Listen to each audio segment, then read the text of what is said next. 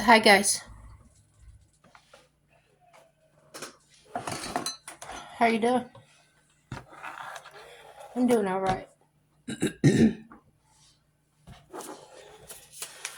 Having some breathing trouble tonight, but it happens. Um, we got to thinking about what we've been talking about with the distended belly and the fat bloating differences. Well,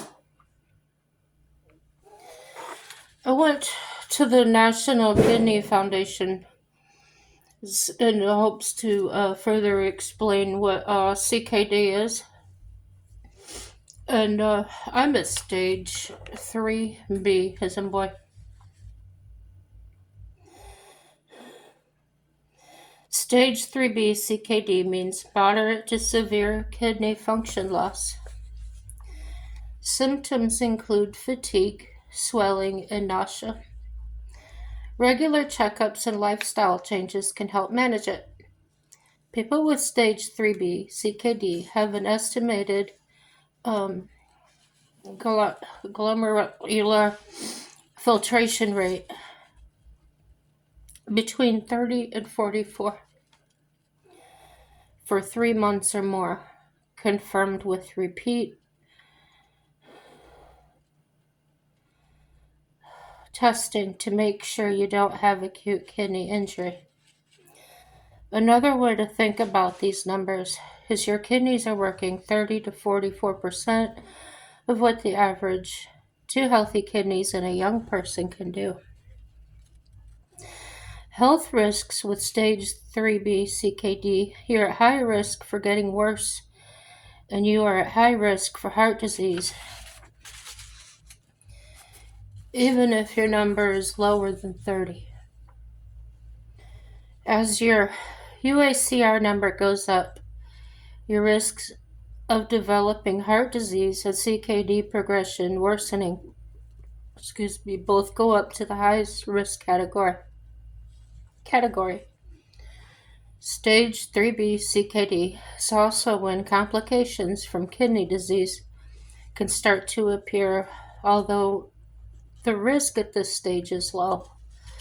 These complications include anemia, mineral and bone disorder, metabolic acidosis. Stage 3B CKD is when symptoms may start to become more noticeable, and these may include urinating more often or less than usual, itchy and or dry skin, feeling tired, trouble concentrating, numbness or swelling your arms, legs, ankles, or feet, achy muscles or cramping, shortness of breath, nausea and or vomiting, and a loss of appetite. Life expectancy for people with CKD stage 3 can vary significantly, but studies show it may range between 6 to 11 years, depending on factors like age, sex, and overall health. With proper management and lifestyle changes, some people may not progress to more severe stages of kidney disease. Since being diagnosed 2 years ago, my numbers went from stage 2 to 3 rapidly.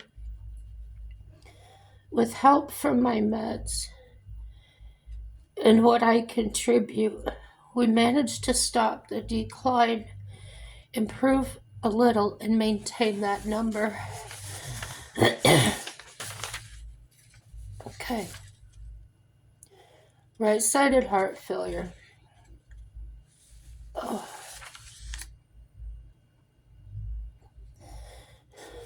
just a minute.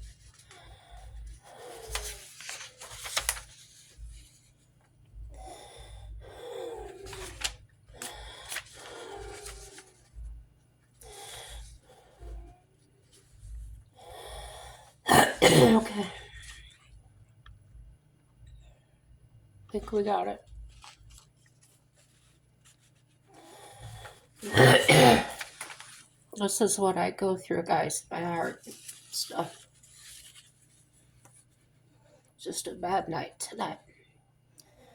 Okay, we were talking about the numbness or swelling in your arms, legs, ankle, or feet, achy muscles or cramping, shortness of breath, nausea and or vomiting, a loss of appetite.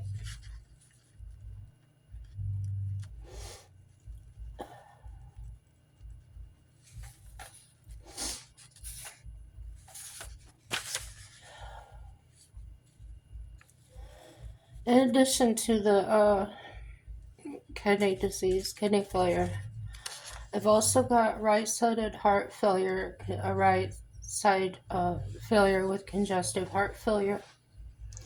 It occurs when the right ventricle of the heart is too weak to pump enough blood to the lungs. Now, that's what it says. However, in my particular case, I've said this before, the heart's pumping fine, but it's just not relaxing enough to fill up and get the fluid out, okay?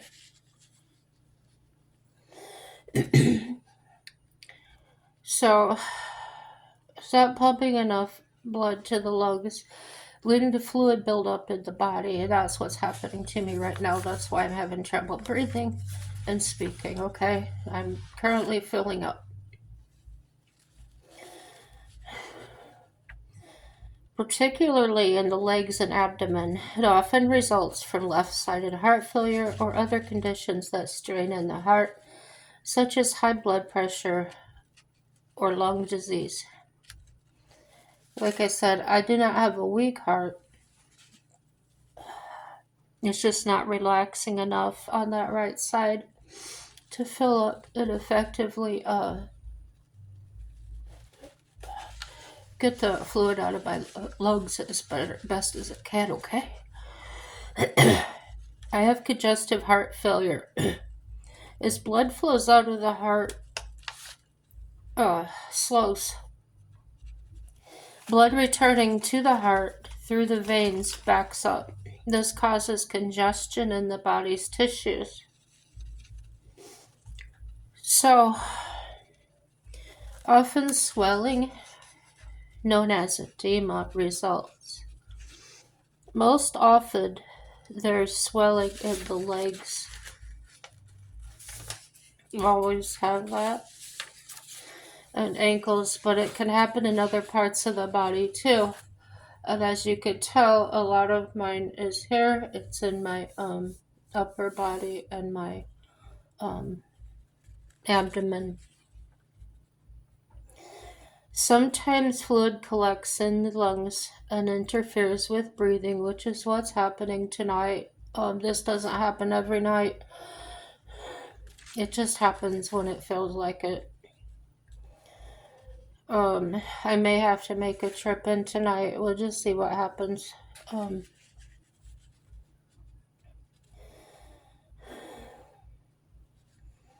Sometimes fluid collects in the lungs. I know I just said that, and interferes with breathing, causing shortness of breath, especially when a person is lying down. So I'm not laying down. No. I will sit up all night if I have to. This is called pulmonary edema. It can cause respiratory distress. Heart failure also affects the kidney's ability to dispose of sodium in water. This results in more blood volume. This retained water also increases swelling in the body's tissues. And this article was last reviewed 3/23/23. And that's where I'm telling you guys that I could literally feel like I've just eaten a whole bunch of food and I can look just huge, but it's water, it's liquid. No, I'm not skinny by any means. But I'm not this bloated, blowed up looking, okay? Okay, another topic it was hot on my mind. And this article I found on the site, Hey Sigmund, like Sigmund Freud. And this was by Karen Young. She's a psych This was on toxic people, 12 things they do and how to deal with them. Seriously, y'all. I read through this list of 12 things, and it's practically describing every person out there. So, in order to say, don't label everybody as toxic, like everybody does Karens and things like that. That's not the purpose of this. The purpose of this is to try and maybe help us deal with those toxic people a little bit better. And again, all of us can show these symptoms. It doesn't make us toxic. Okay, it says toxic people, 12 things they do and how to deal with them. We've all had toxic people dust us with their poison. Difficult people are drawn to the reasonable ones, and all of us likely had or have at least one person in our lives who have us bending around ourselves like barbed wire in endless attempts to please them, only to never really get there. Now,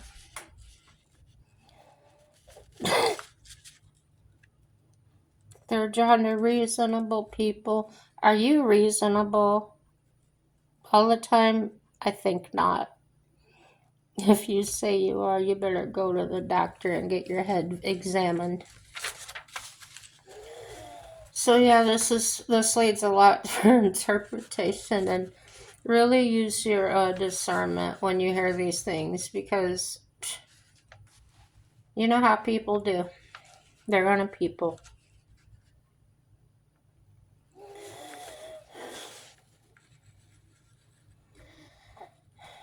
So, like that barbed wire and endless attempts to please them, only to never really get there.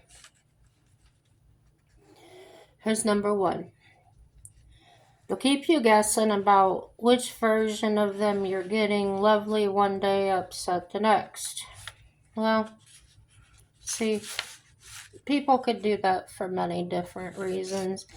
They could be bipolar, they could have a mood disorder, they just might be an up and down emotional person. So, just because they're acting this way, it's just an example, and there can be many other reasons you may get these reactions from someone, okay? So please don't label people nor diagnose. This is only a page I read on the internet, and consider it for entertainment purposes if you have to, but no, this is not to spread more drama. Number 2, they'll manipulate. You may feel as though you're the only one contributing to the relationship. Look for actual evidence, is my advice. Don't go by your feelings or opinions, because opinions and feelings can change all the time.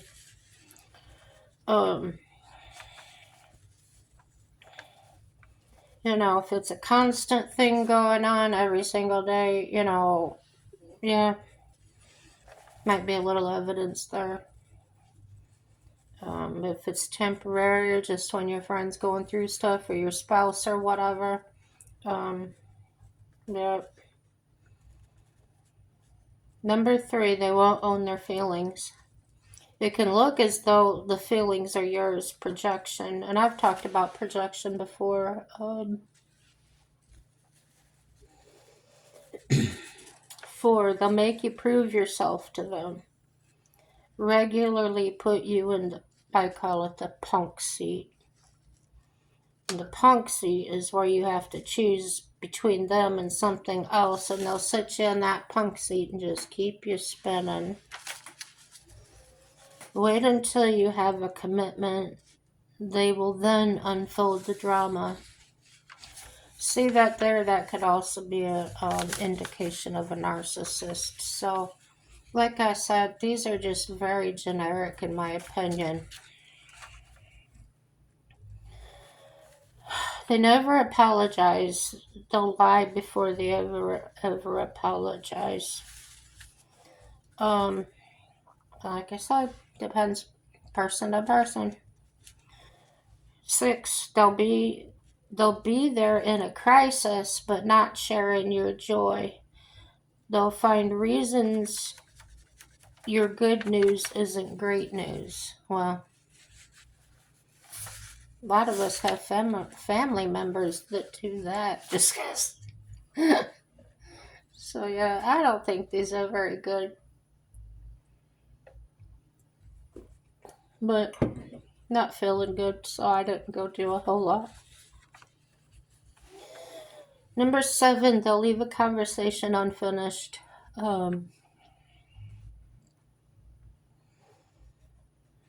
I've had people do that, get a hold of me in texting or call and um, say what they gotta say, but then as soon as I start talking, all of a sudden they have to go. Something came up, and um, then you won't hear from them for months or whatever.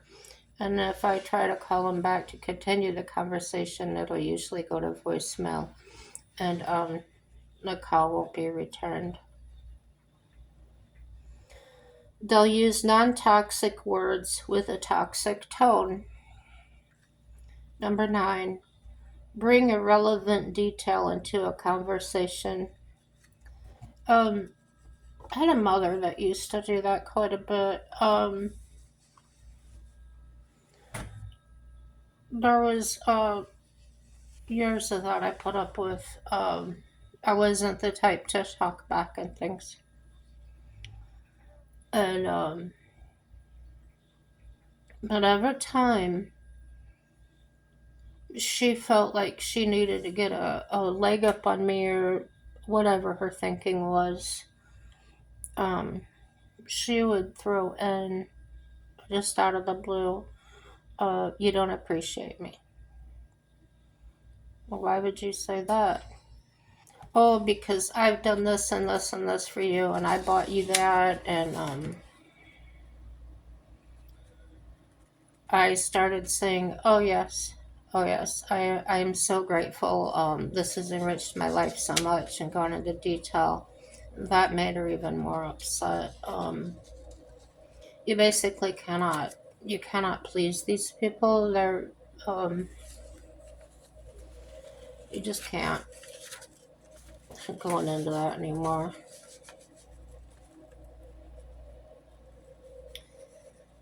And that's another thing they do. They'll interrupt you, and this has happened to me so many times.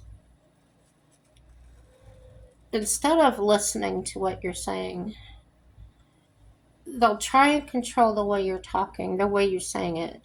So they'll make it about the way you're talking rather than what you're talking about. So that's a way of stalling, or they're not. They just don't want to hear what you got to say. They can't be bothered. Number 11, they exaggerate. And number 2, they're judgmental. Well, that's a given. And I added this. Now, a lot of these examples can and frequently do show up often in lots, if not all of us, at different times. Number 1, if you're not a mental health doctor, don't diagnose people. Number 2, do not automatically diagnose your friends, family, acquaintances when may be truly in a low time and a little more needy than usual. When I was having some hard times, I'd pretty much been pretty independent as far as taking care of my life and things. Well, I needed help. I needed help bad. I needed to hide. I needed to do things that I've never had to do before. I was running for my life. Well, I couldn't go to my family because they knew my whole family, knew where everybody lived. So I was staying with customers. Yeah. Well, one customer anyway. You don't know what you're going to do until you do it, until you're thrown in that position. I couldn't leave. I couldn't go anywhere. He had cleaned out my bank account. Um, you don't know what it's like unless you've been there. So be slow to judge people that are acting a certain way. Um, Test the water, look for the evidence. Is this just something temporary, or is this something they've done their whole life? Okay. And own your part of it. If you've allowed them to get away with that for a long time, especially if it's your child or somebody that you've raised, you've contributed in helping them be conditioned that way. And if you had no participation in that and you did not get that child help when they needed it mentally, then you contributed to that too. So, yeah, it just everything goes on and everything's connected, guys. But during those times, I was called toxic. I told you before, I lost a very good friendship over whatever she was going through at the time. Well, that's alright. Everybody's got something, right?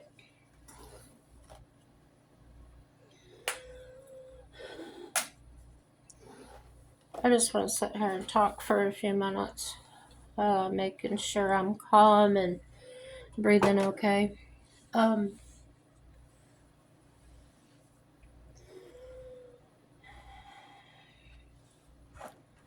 there are reasons that doctors, psychiatrists, and things want me to write a book. If I could write several, they said they'd read every one of them. And it's mainly proof of no matter how well you treat people, they'll kill you. And it's no joke. I can't even watch like crime scene movies, CSI, anything like that anymore. The reason this does this to one side is because I have weakness on this side of my throat. And maybe one day I'll get brave enough to tell you how that happened.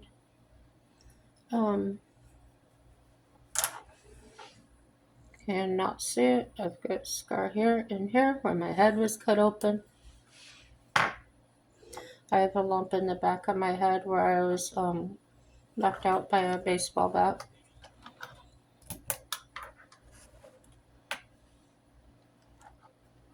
I was knocked down a flight of stairs by my first husband. That's about enough of that right now. The people that I truly loved and cared for, that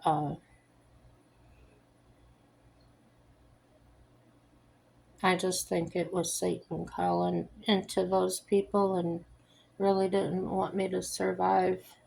So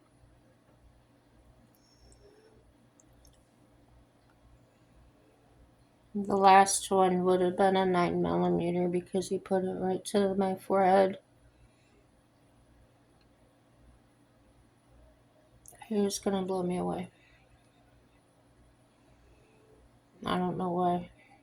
I don't think he did either. I think he just went crazy. There was no argument. There wasn't anything going on. It was just out of the blue. I went to the bedroom and got it, came out and put it right here on my head and told me I was gonna die.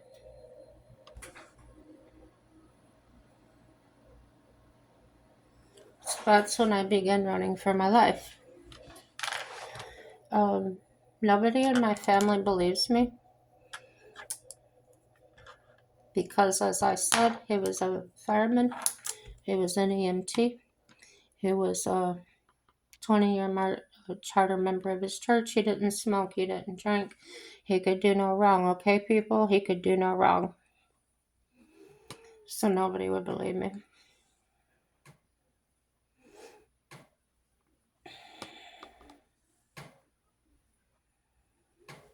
I decided that's okay because I can't do anything to him that God can't do better. And sometimes that's just the way you gotta look at it.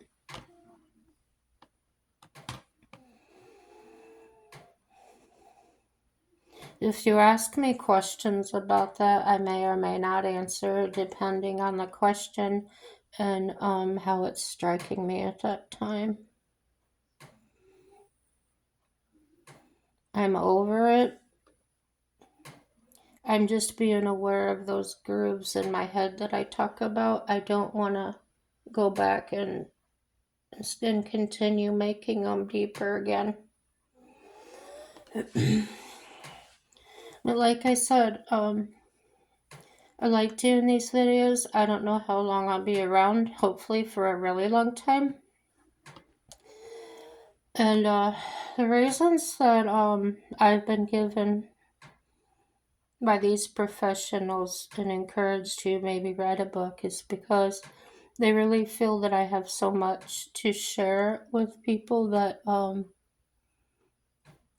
could really benefit and maybe not feel alone. I know I felt alone. Oh my gosh, I felt so alone.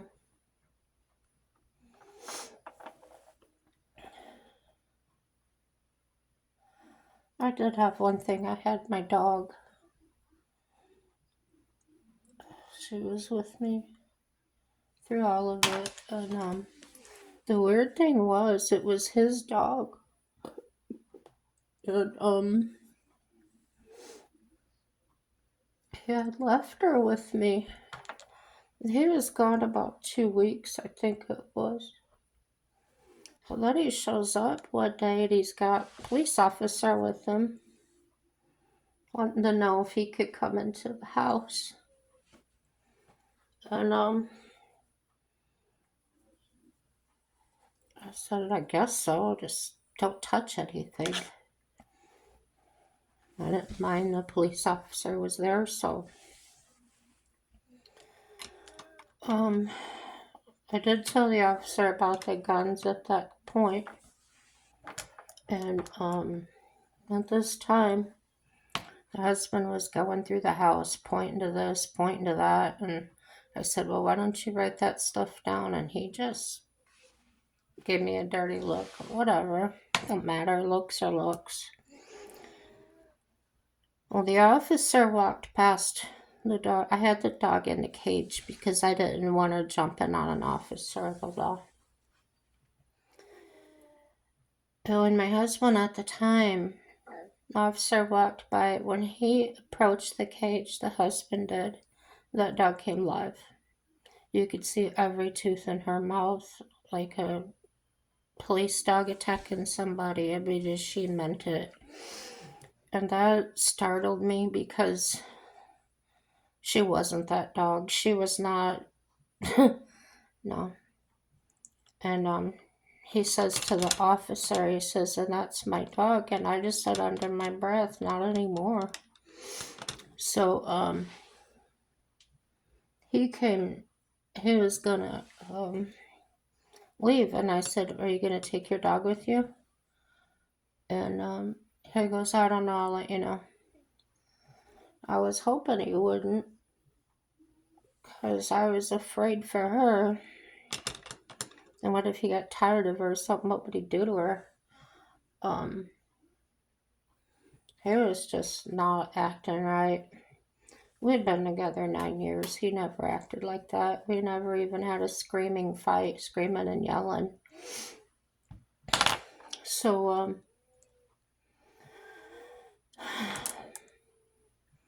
he called me when he got to wherever he was going and said that he didn't have anywhere to keep her.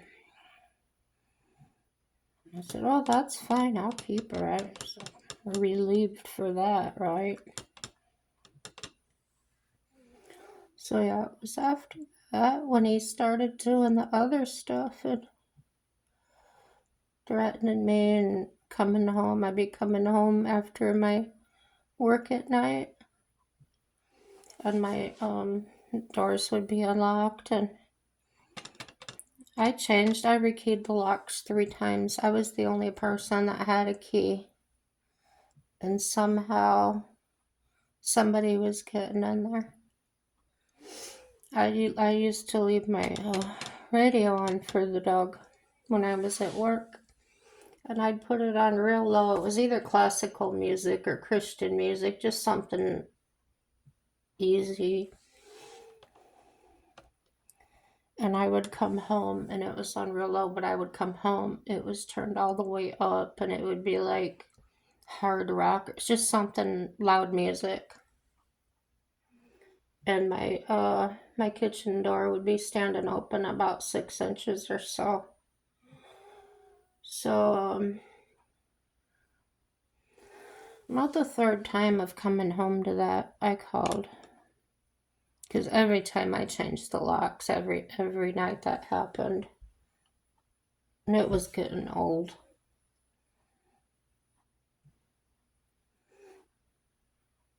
I even changed brands of hardware on my locks, thinking that maybe they had a set of keys or something. They were just, I don't know what you call them, jiggle keys or something. I don't know. So I called the sheriff's office and they said, I call her my girl because we got along well. And she come out. She's like, what's going on? And I told her. She was pretty much like, all right, well, let's go check it out. And we walked into my house. We got halfway through. We're standing in the dining room, and she reaches and undoes the snap in her gun. And she puts her arm in front of me. She goes, I need you to stay right here, just real quiet. I said, you sense it too? She said, girl, the hair is standing up on the back of my neck. She goes, I don't think we're alone. She's talking. She asks if I have a basement. You know, this whole conversation goes on. So she's going to go down to the basement and she's got her gun drawn. And I'm just like, I'm scared because if it's him, I know what he's capable of doing, right? There was nothing there. Nothing. She comes back and she goes, this was not a false alarm. She goes, I could feel it. Somebody was here. And I said, well, I'd like to know how they're getting in and out of my house. And she's like, well, you did change your locks, right? You're a locksmith. I said, of course I did. I did it every single time this happened. And this last time I even changed the brand of hardware I was using because it's got a different keyway, different lock altogether. And I would come home and the kitchen front door is not a door that we used. It was pretty much it was one of those front doors, and then it had a little enclosed porch on the front of it, but it was kind of broken down. It wasn't being used, so I pretty much just kept that door shut, locked all the time. So there would have been no reason for it to be open. Was it intentional that they left it open about that far? I don't know. But I even went through, I took pictures of every door before I went to work to remind myself that I did lock them. And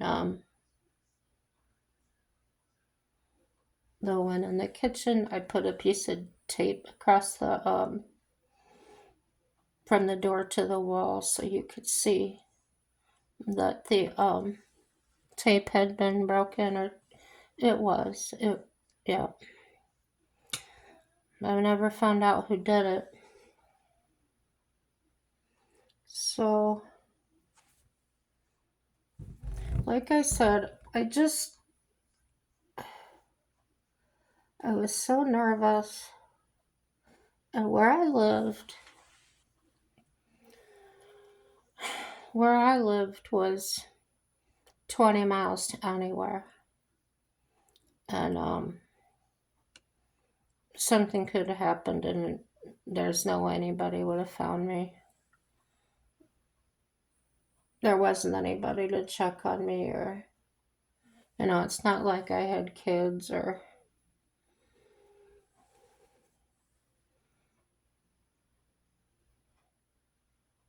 didn't have any family that would check, that's for sure. So, yeah. So I went through all that, and I say it started in February 2007, and by April I had lost my house, my dad, my horses, everything. Oh, and don't forget, when he left, he took my pickup truck and, just anything to make my life heck. And that's the part that I couldn't wrap my head around whatsoever, was he was leaving me for somebody. I mean, he just wanted somebody else, and why put me all through all that? Why tell me he was gonna unalive me? Why? It doesn't make any sense. So when that kind of things happens to you, everybody handles it differently, and it wasn't the first time it had happened to me. I'd say almost everybody in my immediate family had done that to me. My mom especially liked to get me all cozy and settled in, and then I'd go to work and come home and find all my stuff sitting outside. Um, Never stable, never felt safe. Um, so when I got my own house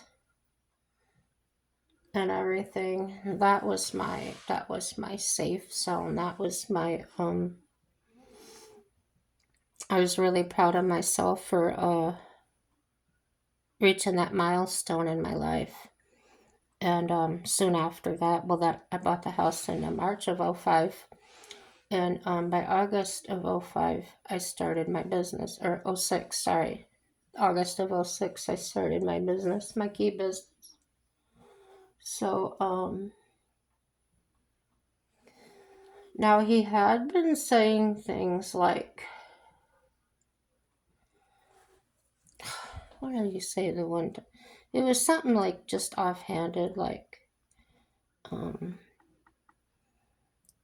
I wasn't put on the house, something like that. And I said, well, you were right there when we were getting financed. I said, your credit was bad, and so getting it by myself, we get a better rate. And I said, there's nobody to say that we can't put you on the house. No big deal. But that's kind of the conversations that started going on.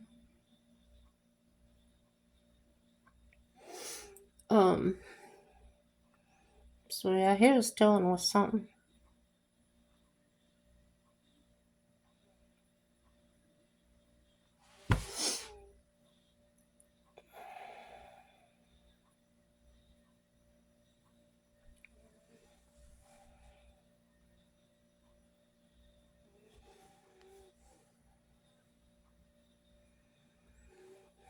I don't have any regrets. The only thing I regret is the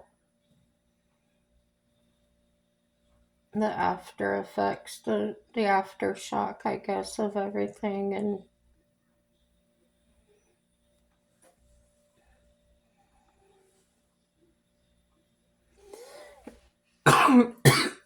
when you endure that much for so long, nobody's believing you, and you're getting gaslit, and It's a really crazy place to be. It's no wonder I ended up kind of crazy. I survived it. I'm alive. And that's what's important to me.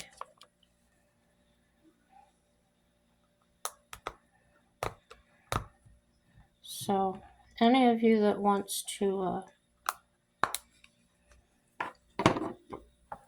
come at me for being heavy or come at me for any reason, really, I really don't care. You cannot possibly do anything as bad as I've already been through.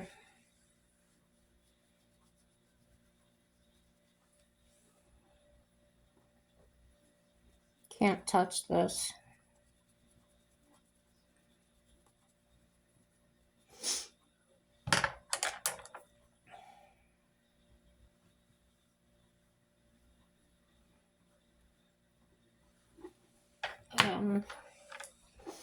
My life is not my own.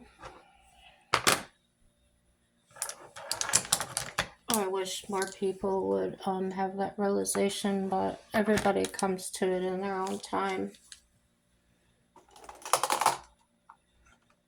It doesn't belong to us. We have a beginning and an end. And at the end, we get to go home.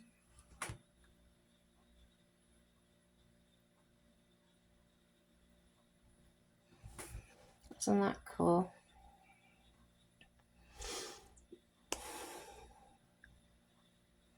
But everything that's going on here these days, boy, you guys, it's so exciting.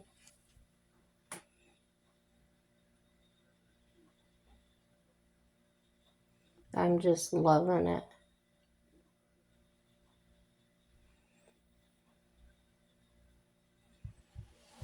Gosh, after all that time with all that drama all the time, created drama, whatever you want to call it. And now there's the reality drama, the good kind of drama happening. I like it.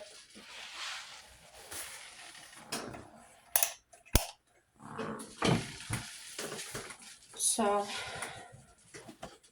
as long as I'm able, I'm not going to stop doing videos. There's somebody out there that may need to hear something. Maybe somebody needs a laugh. Maybe somebody wants to hear me going off on a tangent about something. And even when I'm doing that, I try to make them fun. Can't be serious all the time, guys. I'd be laughing and joking now if I didn't feel like I had a chest full of water. It's awful feeling. But it's okay. I'm still here to complain about it. I care. And I hope you care about people too. If somebody's on your mind, give them a call. If you feel a small voice telling you to help somebody out or to find out what somebody is going through, that could be God telling you. You never know. Give it a shot. It's always hard the first time when you hear that. It's not like a voice. It's a feeling voice. It's when you hear it, you'll know. It's so still and so quiet of a voice. The first time I heard it, it was like, what was that? It was like, did I just hear something? But it's inside. It's more not really in your head. It's more like all over. I hope you get to experience sometime, and I hope you follow through with what it tells you to do. It will never tell you to do anything bad. It'll never tell you to harm someone or yourself. If you're hearing things like that, that's not of God. When I do get thoughts like that, because I have depression, the most common thought that comes to me, or used to come to me, not so much now, was, what if I wasn't here? Maybe things would be better if I wasn't here. Maybe my husband, oh my gosh, he waits on me hand and foot, or waited on me hand and foot when I was so sick, and plus worked, and I didn't have caregivers at the time. He was my sole caregiver, plus working 40 to 50 hours to work and walking back and forth to work because we didn't have a car. I said, how did you do it? And he said, honestly, he says, I don't know how I did it. He said, some days I don't even remember walking to work, just getting there and how did I get here? And one day he said, it's almost as if I was carried to work, or I said, maybe God did that. Maybe he did, just carried you for a time. And it's something nice to think about. But yeah, when you're in a stress, if you're you'll get the help. It may not be in the way you recognize it right away, or in the way you've asked for it, but things will work out, and then later on, when everything's over with, you can look back and possibly see where the help came from. Like I said, I was down and out, and nobody knew it because I didn't tell anybody. And strangers were walking up to me and handing me thousands of dollars. That's God. When I had no transportation and I had 30 minutes to get to work, and I was counting the time, I just held out that faith, standing in the driveway, just believing that something was going to happen. And then this unknown stranger of a woman pulls in my driveway and says that she was driving and the Lord spoke to her. She said, I think it was the Lord speaking to me. Does somebody here need a ride to work? So like I said, you guys, if you're hearing that, respond. Have you ever been driving down the road and then felt the sudden urge to drive down a certain road? I have. And then one day I started taking that road. And I found out that sometimes there was an actual accident that happened on the road that I was on.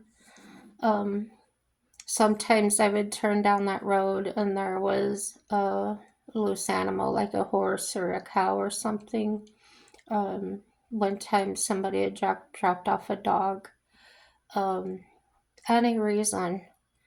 You never know, there might be a missing child there. I just ask that you open your hearts and let him in, and let him help us.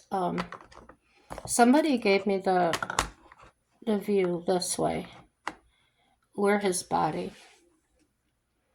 We're his hands, his feet. We're every part of him. Every part of him lives inside of us. So when we're called to do something or to move a certain way, or you'll know what you're called for. It's best to obey quickly. Like I said, it will never be to do anything bad. He's not going to tell you to rob a bank. He's not going to tell you to hurt somebody or kidnap somebody. It just won't happen that way. Like I said, if you are hearing things like that, you're going to get some help for that. Okay?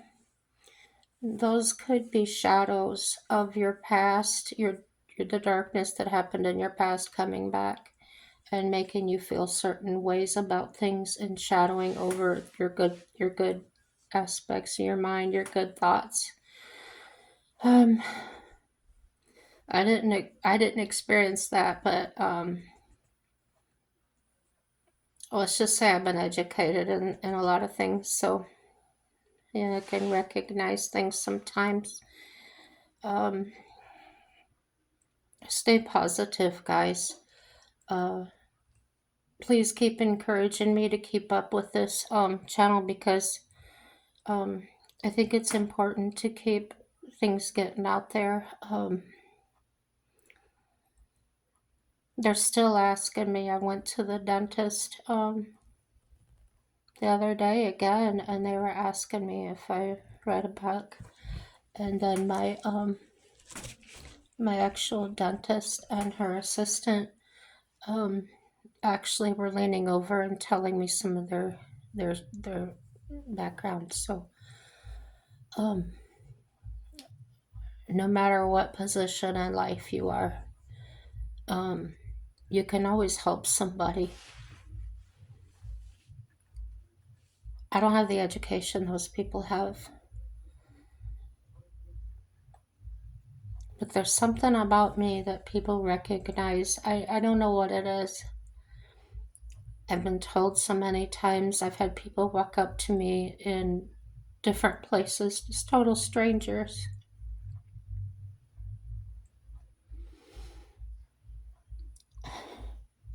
One young man approached me at a bowling alley, and he sat down across the table with me. I was sitting at a table, and he asked me to pray with him. Didn't know him at all. He had just walked in. He just walked right in and sat down in front of me like he knew me, and I'd never seen him before in my life. And I said, "Would you like to step outside?" He says, "Yeah." Well, I said, "What's going on?" And he said, "I just walked over here from the hospital. The hospital was a few blocks down the road." I said, "Yeah." He said, "My dad's up there. He's dying, and he's all I got, and I don't know what to do." Every time something like that happens, I'm amazed. I'm like, God chose me at that time. He must have sent that guy. I don't know how to explain it. Um, but it's happened to me at stores. In a mechanic's shop. I mean, not all the time. When it happened at a laundromat, oh my gosh, it happened to me at a laundromat one time where um somebody just walked up and started telling me their life story.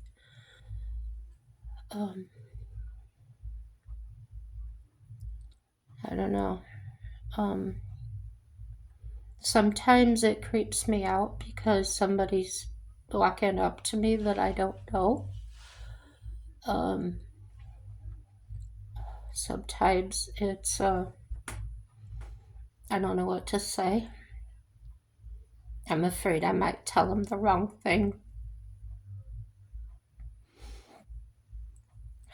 But I do pray while they're talking.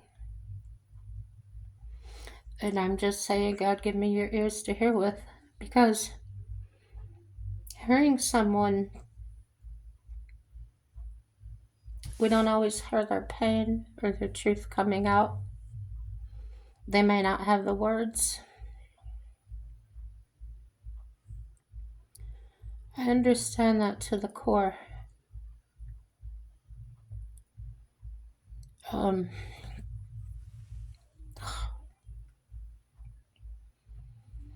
not usually this emotional. It's just recalling those times and the beauty of it.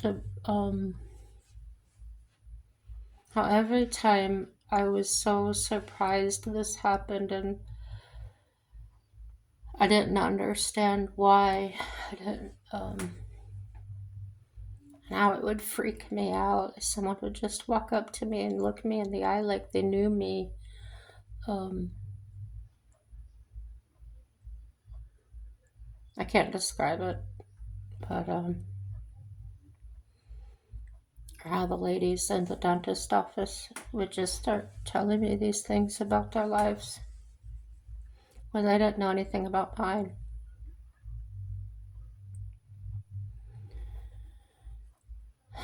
Just keep praying. There's a lot of people out there hurting in ways that we will never understand. Never. Don't ever compare yourself to them. What might seem as no big deal to you might have been their whole world coming down. That's all I got to say about that one.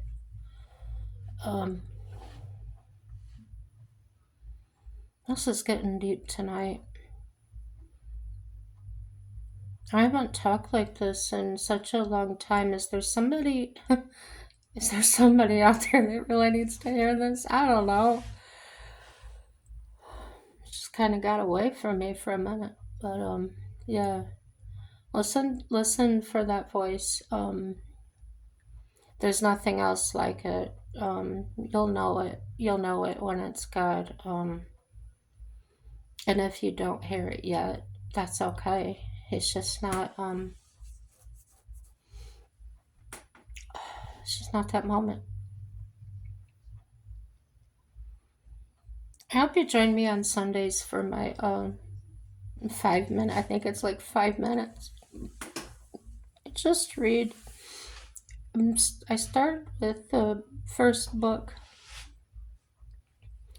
out of the King James Version, the first one.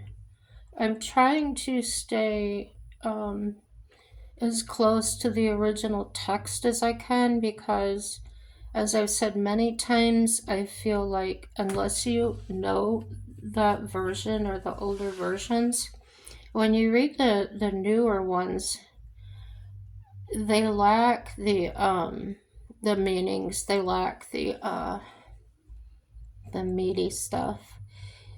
The newer ones, to me, this is a bad thing, but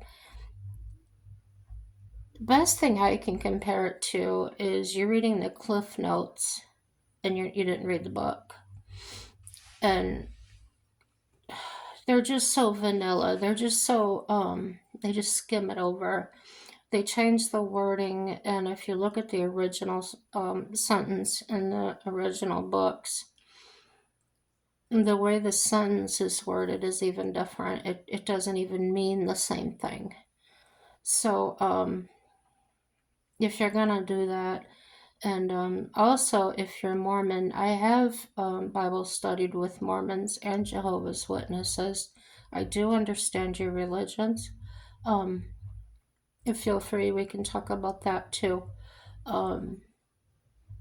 Catholics, I did just a little bit of studying with them.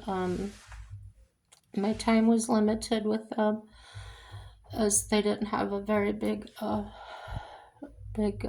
class, and it fizzled out to where I was like the only one left in there besides the one giving the class. So, but I am prepared to discuss things with you if you'd like. I'm non-denominational, and what that means to me is no. A lot of people thought that's like a cult thing or something. No, that's not what I'm about at all. It's I mentioned before, I don't agree with organized religion as it is today. And as I've said so many times, I absolutely do not believe or will not listen to anyone that takes excerpts from different books of the Bible, wraps it all up and feeds it to you, and you're supposed to swallow it that way. If we're covering a topic, then you do go and you find verses relevant to that topic. Absolutely, there's nothing wrong with that. What I'm talking about is different. This is when somebody thinks of something. Um, what was it, the recent one I saw? Okay, this happens to be one that didn't add any scripture, but he's been on Facebook spouting this. He says the devil has to get a permission slip to attack you from God. I don't see that anywhere in the Bible. Another thing you may or may not know that is not in the Bible is that people have an old saying that says, God helps those that help themselves. That's absolutely not in the Bible. There is a scripture that reads similar to that. And what it actually says is, God helps those that cannot help themselves. So I think the latter was probably created by someone, or the wording was changed by someone that maybe had somebody leeching off them, a deadbeat family member or something that they were trying to get to oust to get up and get going. So it may have been an inside joke that somebody overheard and took it literally or something. So no, it's not. God helps those that help themselves. The scripture doesn't say that. You can say the saying all you want to, but you just don't say it's from the Bible. It's not. Um, if you do want the actual scripture, I will look that up for you if you don't want to. Um, but there's many things like that, and that's why I am reading the Bible. I'm only doing, like I said, 5 minutes, 7 minutes at a time out of each book. I'm going 9 verses at a time. I'm not commenting on them. I'm not going to tell you how to think of them or how I think about them, unless you have questions. I had one that asked me what was my favorite verse in the Bible, and I did write that under there. It's in the comments if you want to check it out. It's in my book 1, verses 1 through 8, 1 through 9, something like that. So this Sunday coming up, it's gonna be book 1. So it's Genesis.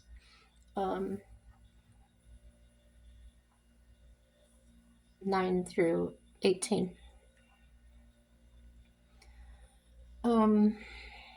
Gosh, there's so many things to tell you guys, and right now my brain is alert and not stumbling over my words and thoughts so much. Just, I don't know how to get it all out.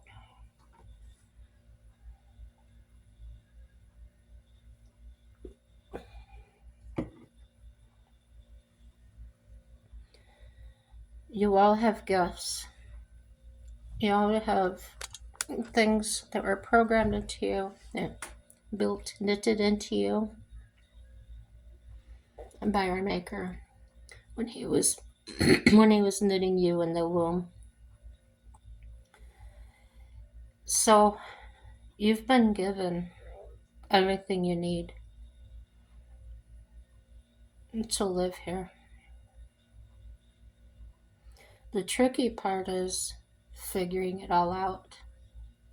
It's like if you watch a baby horse or a baby cow and they got to stand up within the first couple of hours, right? And it takes us as babies how long to learn how to walk? And if you watch these baby horses and things, and these long legs that they've got to get up on like stilts, and they're trying to figure out how to make them work.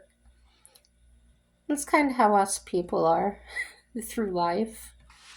And I want to encourage everybody to start looking at things in a different way. Think of like I said about um, viewing someone that's really angry or out of control. If you just slam your eyes shut or just think of them as their child self, it might make you smile.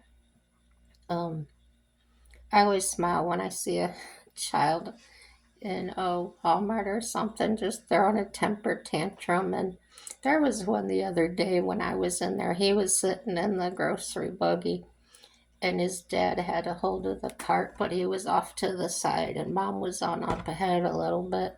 And he's just screaming and screaming. And I walked up closer and I said, "What are you crying about?" He just got quiet. Sometimes that's all it takes is just a stranger to just interrupt that for a second. And his dad turns around. He goes, "That was magic." I go, "Wasn't it though?" And then the boy goes right back to it because you're dad. So, yeah, but kind of think of adults that way because after all, that's what we really are. We're just bigger and older. And it's not in a negative way or calling somebody a child in a sarcastic way or something. I think it's just more of a true vision of who we are. We really are that way. I know I'm 52 and I still feel like I'm 25 some days. Um, I get out to the gym and I work out, and I'm doing this physical therapy and doing everything I can do. And see, the devil will still attack me. He will use whoever is willing to be used. Um, and he does that. He'll put a thought in your head and you'll just say it or you'll do it and not thinking about the consequences of that, or what you might be harming somebody. And that's why I was kind of chuckling at the person that was leaving comments. You all you do is eat candy and donuts, and I was like, what? um, I really was laughing about it because I know where that comes from. He's been trying to get at me here the last 2 weeks, actually attacking me here in the house as far as thoughts of depression trying to enter my mind and telling me I'm not good enough. And you see, he always has the same tricks. He always uses the same thing over and over. He has nothing new. This is Satan we're talking about. He has nothing new. It's always the same garbage. And it's always, "You're not good enough. Nobody wants you." That dark voice you hear, that's him. And you gotta listen for the other one. You gotta listen for the other one. And you can cast the other one out of your mind. Because whenever you say the name of Jesus, the other one can't dwell there. It has to leave immediately. So if you wanna know more about that or anything, just let me know. Um, I had some very good people teach me about those things. No, it's not witchcraft. It's just something very practical that we can do to survive. They say a holy war's coming, that Christians are going to be attacked, and all like that. All of that would be great to see the coming of the Lord. I don't know when that's going to happen. Nobody does, but as terrible as it would be, I think it would be the most beautiful thing to see because of what's promised. Um, he didn't come to make peace, and a lot of people think that too. Peace on earth and goodwill to men. It doesn't work that way. Our God, if you get to know him, he's a jealous God, and he didn't come to bring peace. Okay, And all he wants from us is our heart. He just wants us to love him. And if you're a father and you had children, and even if you're a mother, I'm sure you can relate to this feeling when you look down and your little your little boy or girl has just got their arms stretched up reaching for you. And you ever get that feeling inside that just wells you up with pride and love. That's how we make God feel when we just reach up to him and, God, I need you. God, I love you. That's all he wants. That's all he wants. It's so basic, so simple. Um, get the word out, guys. And like I said, in little pieces, because babies can't eat a full 4-course meal. They gotta start out on the soft stuff.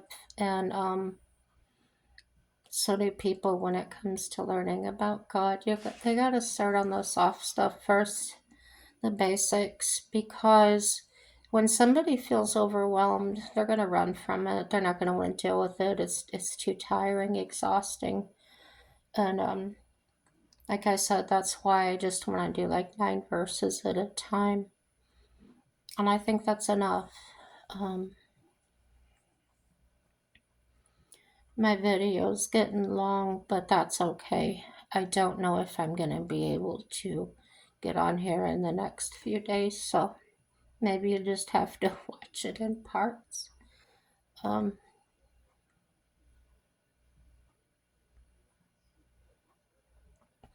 I'm doing okay, but I'm not. I don't want you to worry about me. Maybe just say some prayers for God's will to be done in my life. Um, back to the non-denominational. The church I found was, I didn't know what kind of church it was, but I knew it was a Christian church. Just by the way, it didn't say Christian, but it was a legitimate church. Nothing weird about it, other than it was out in the middle of absolutely nowhere, surrounded by cornfields. The only building sitting there. But when I went in there and people were dressed in casual clothing, nobody was like dressed up all fancy and come as you are. That had rang with me right then, because the things I had been reading in the Bible, that was one of the things that Jesus said was, come to me the way you are. So I knew just a little bit, but I knew enough to see signs that maybe I was in the right place, signs that indicated to me that this was what it appeared to be. Before I'd attended any church on my own, like I said, I was seeking answers, and that's when I did Bible study with Jehovah's Witnesses and the Mormons. And I suggest, if you are trying to find the truth about things, now, nobody liked when I was doing it. I don't know if they were afraid that I wasn't going to believe the way they did. Maybe that was it. But in the Bible, again, Jesus tells us to seek, to find the answers. So seek him first. And that's what I did. So I'm not the only one. I'm not bragging at all. It's just, I'm smiling so much because I've met people since then that went through very similar circumstances and did hear very similar statements come from leaders at their churches as well. and did try to use some scripture in the Bible because they didn't have the words. But it's all good, because at the same time I was reading the Bible, and because I was reading, I understood. The Lord gave me understanding of where they were at, so my feelings weren't hurt. He comforted me, he encouraged me, and it was just me and the dog, and that's how I found the way there. I attended tent revivals, Holy Ghost tent revivals. I went to them. Oh my gosh, them preachers that lay it down and they're chanting and everything. I just went looking around and experimented different things. I went to so many different churches. There were churches I walked up to the door and they asked me if I was a member, and I said not yet, and they said they wouldn't let me in because I wasn't a member to God's house. Okay. There's all kinds, and you're going to come across things that are strange. You're going to come across things that are, I don't know what you're going to come across, but I came across some really weird things. Just don't give up. That foundation is really important to get in there with other believers, and attend those Bible studies. Get a good footing in it. Your understanding, even if you don't want to stay for services. Sometimes the services can just be like icing on the cake, and maybe you don't feel like you need that right then. There were some days that I did just go to Bible studies, and other days that I went for everything. It's up to you. The important thing is to just love God. That's the most important. You don't have to go to church. You know that already. He's already told you that. Lots of things he's already told you. He's told you that the way they ask you to tithe is wrong. He's told you to,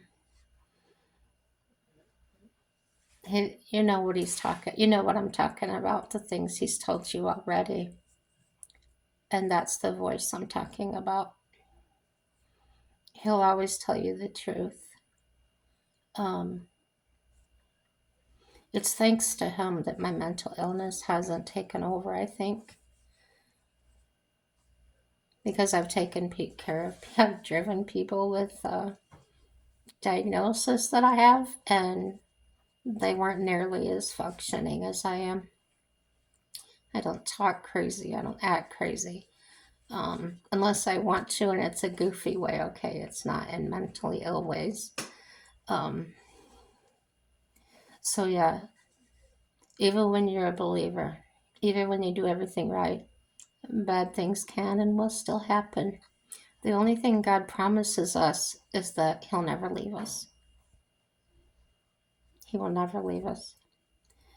And when you're going through really bad things, if you actually knew, or you know what they did to him, what they did to Jesus Christ, then you'll know no matter what you're going through, they did it to him first. That has helped me through so many things. They did it to him first, and then they killed him. So, I hope that helps you. It carried me through some very black times in my life. But yeah, I had to learn a lot on my own. I'm a little stubborn. I'm a little like, oh, you're not gonna tell me what to do, or how to think or how to believe. I went through this whole period where I absolutely did not trust one single person on the face of this earth. That's a horrible thing. The only thing I trusted was my dog. That's a very lonely place to be. So when I was in that, that's when Jesus came to me. And I'll tell you about that sometime, because if I tell you, you're not going to believe me. It was so mind blowing. But he does come to us in ways that each of us will understand. He knows us individually, and the way he came to me most likely won't be the same way it comes to you. Um, and I think that's really cool how he can just deal with us all so independently. And yeah, just very thankful. And I'm not afraid anymore. I do have my freak out moments. Let me tell you, a little while ago, I was bawling absolutely, well, not a little, hours earlier today, bawling my eyes out because this is the mental illness, okay? I told you it makes up scenarios in my head, and it caught me off guard. I was not prepared for it. My husband had a really bad headache. This is the true part. And he left the room. We were watching TV, and I'm not used to him doing that. And I was playing a game on my tablet. And after a little while, I started feeling apprehensive. Now, what's wrong with you? And I said, why do you feel this way? Mike doesn't want to spend time with you.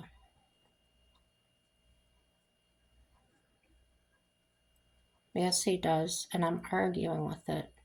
I'm arguing with this feeling, this dread. He's in there talking on his phone. He's texting somebody. And see, all that is that's remnants from my past relationship.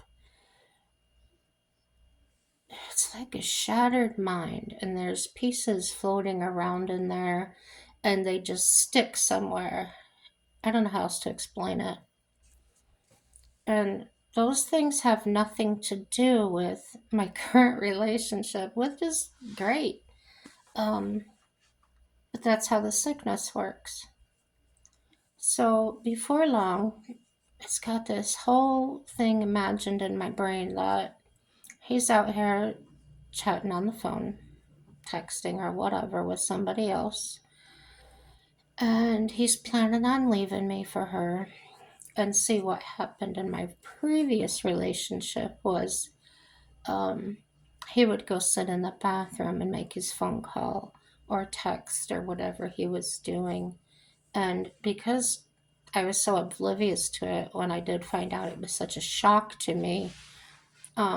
It's just stayed with me ever since. So back to today.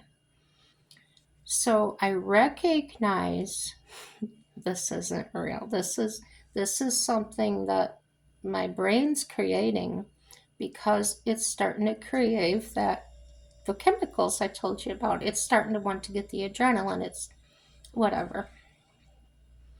But I said no, access denied. So the way I do that is I tell you guys to look for evidence, right? I poked my head out the bedroom door, and he was sound asleep in the chair. And I tell that voice, see, I told you. He's just sitting there. But it still doesn't listen all the time. This just, sometimes it doesn't work. Today, no, he heard you coming and he hit his phone. No, he didn't.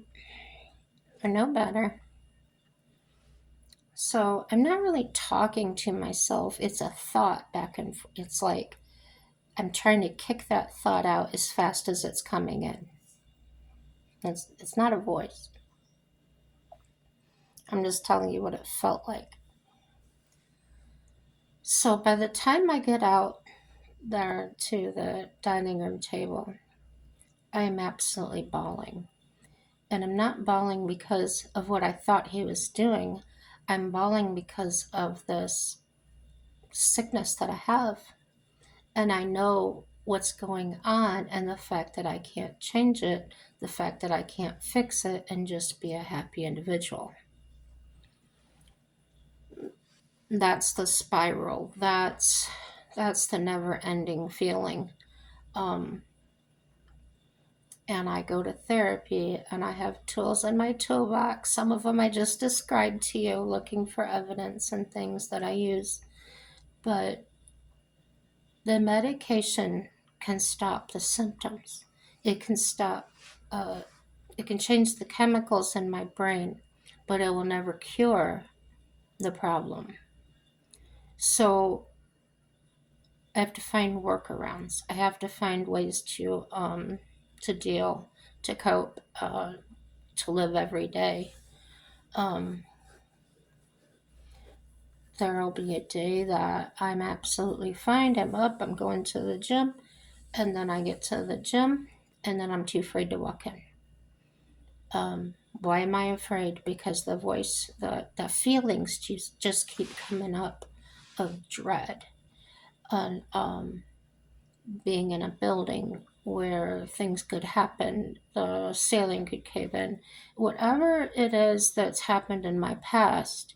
Some way my brain brings it to something happening now, even though it's not even it never even happened in my past. It just creates things because it wants that adrenaline rush, it wants that drama, it wants it's saying feed me, and I'm not doing it. And hopefully I'll be able to starve it out. Probably not, but it's another way I deal with it. So yeah, if you're dealing with these things, know that you're not alone. Maybe you already know that. Sometimes it is a lonely road.